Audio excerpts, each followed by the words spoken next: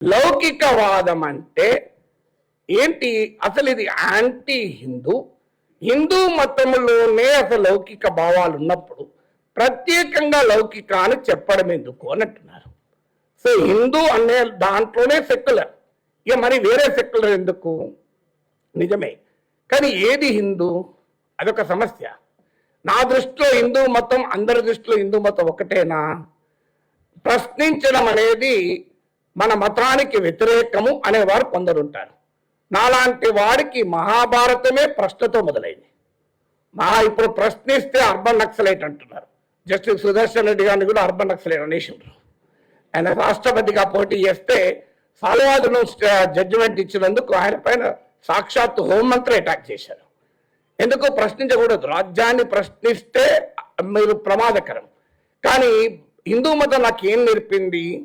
మహాభారతమే ప్రశ్నతో మొదలైంది. చాలా మందికి నీకు తెలిసి ఉండవచ్చు. నేను ఈ ఉదాహరణ చాలాసార్లు చెప్తుంటాను, ఎందుకంటే రిజిస్టర్ కావాలి సమాజంలో అని.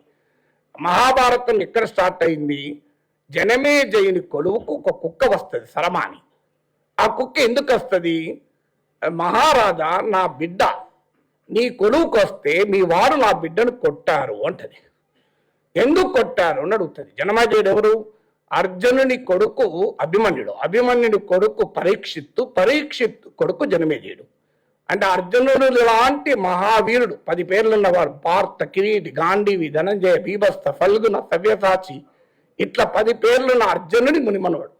ఆ జనమేజయుని కొడుకు వచ్చి ఆ బిడ్డను మీరు ఎందుకు కొట్టారు అని అడిగితే జనమేజయుడు అంటాడు, మేము ఆ యజ్ఞ పాత్రలను అపవిత్రము చేస్తుందని అనుమానంతో కొట్టాము అంటాడు. ప్రివెంటివ్ డిటెన్షన్ లా అది. అనుమానంతో ఎట్లా కొడతావు?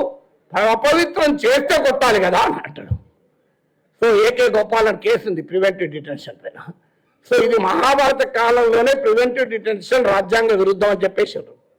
మన మతమే చెప్పింది. అయినా ప్రివెంటివ్ డిటెన్షన్ కింద అరెస్ట్ చేస్తున్నారు. అప్పలరాజు అనే రైతును ప్రివెంటివ్ డిటెన్షన్ కింద అరెస్ట్ చేసి జైల్లో పెట్టారు. చంద్రబాబు నాయుడుకి చెప్పాలి, అయ్యా మహాభారతం చదువు అని. సో మహాభారతంలోనే ఉంది ప్రివెంటివ్ డిటెన్షన్ తప్పని. సో ఆ కుక్క అడుగుతుంది, మరి నరేంద్ర మోడీ జనమేజయుడు కన్నా గొప్ప చక్రవర్త, నాగేశ్వర అనేవాడు కుక్క కన్నా తక్కువనా? నాకు ప్రశ్నించే హక్కు లేదా? సో నా మతం నాకు ప్రశ్నించమని నేర్పింది. కానీ ప్రశ్నిస్తే రాజద్రోహం కేసులు పెడుతున్నాడు మన దేశంలో. మరి ఇది హిందూ మతం అంగీకరిస్తుందా? సో హిందూ మతం అంగీకరిస్తుందా?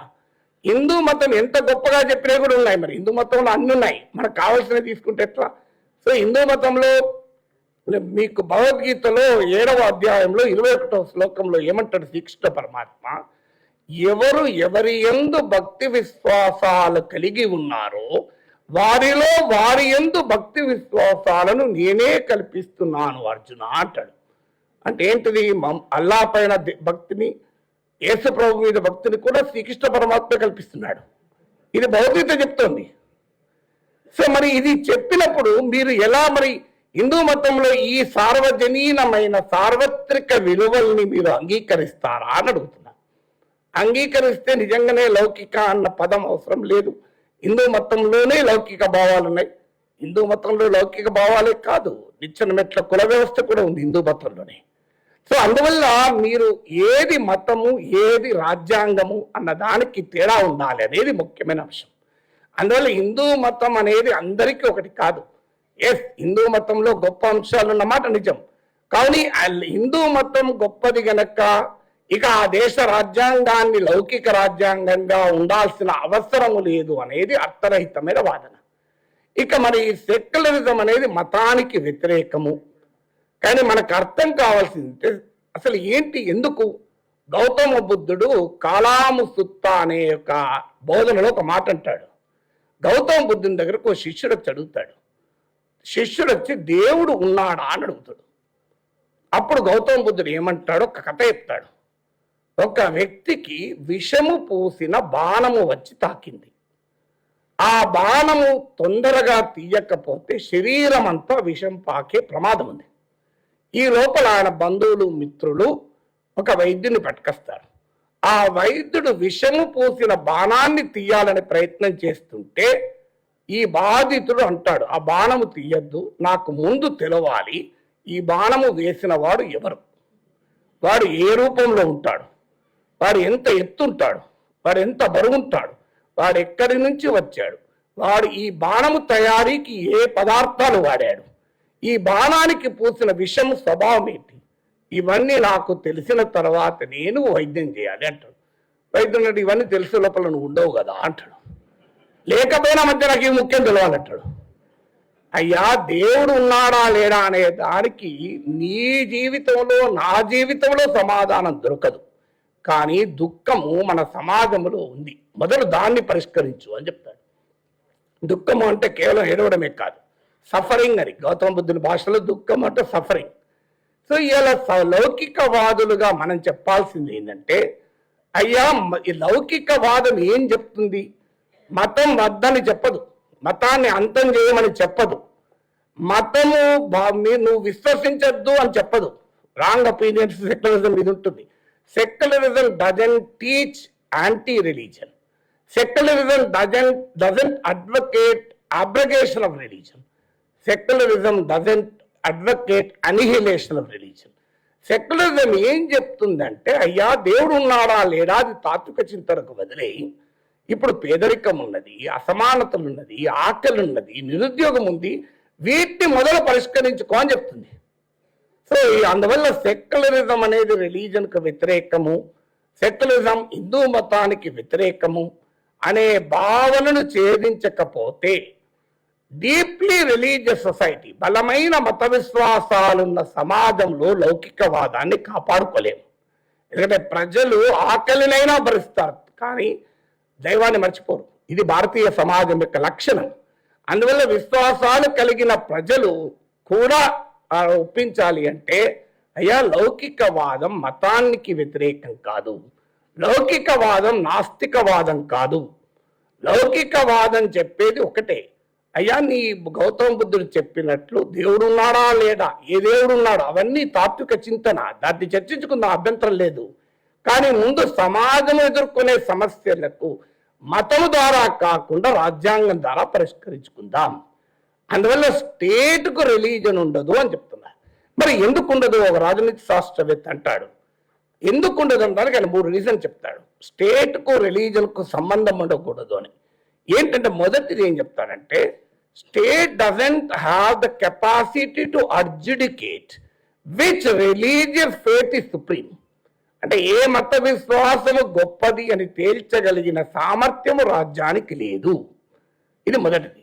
రెండవది, స్టేట్